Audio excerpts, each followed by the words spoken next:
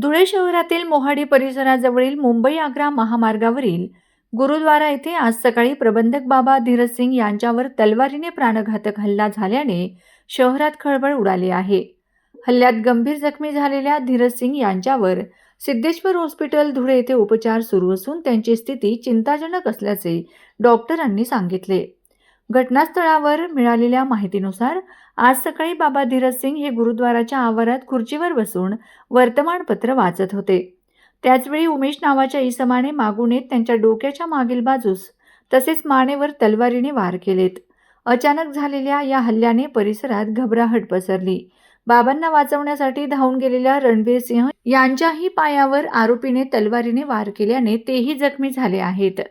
घटनेची माहिती मिळताच वरिष्ठ पोलीस अधिकारी तात्काळ हॉस्पिटलमध्ये दाखल झालेत. पोलीस अधीक्षक श्रीकांत धिवरे, अप्पर पोलीस अधीक्षक डॉक्टर अजय देवरे, शहर विभाग डीवायएसपी राजकुमार उपासे, शहर पोलीस स्टेशनचे पोलीस निरीक्षक दीपक पाटील, हेड कॉन्स्टेबल महेश मोरे तसेच देवपूर पोलीस स्टेशनचे निरीक्षक समाधान वाघ यांनी PSI बोरसे यांनी हॉस्पिटलमध्ये भेट देऊन घटनेची माहिती जाणून घेतली. दरम्यान शहर पोलिसांनी आरोपीला ताब्यात घेतले असून त्यालाही हाताला फ्रॅक्चर झाल्याने जिल्हा रुग्णालयात दाखल करण्यात आले आहे. हल्ल्यावेळी उपस्थित असलेल्या भक्तांनी आरोपीचा पाठलाग करण्याचा प्रयत्न केला असल्याचं समजतंय. प्राथमिक माहितीनुसार आरोपीला कोणीतरी मान हलवून इशारा दिल्याच्या सूचनाही पोलिसांच्या तपासात पुढे आल्या आहेत.